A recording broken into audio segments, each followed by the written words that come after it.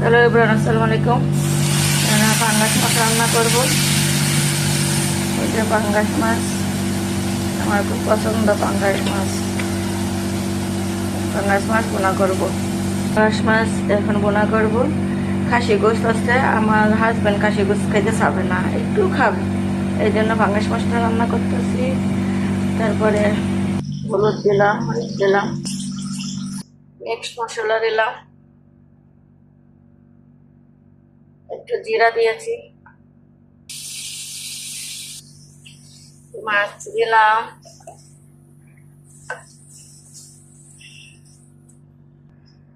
নদীর পাঙ্গাস মাছ খাইলে কিন্তু ভালো, পাঙ্গাস মাছের উপকার আছে, পাঙ্গাস মাছের চর্বি ফ্যাট ভালো। এই যে আমার পাঙ্গাস মাছ হয়ে গেছে, এই যে আমার পাঙ্গাস মাছ হয়ে গেছে।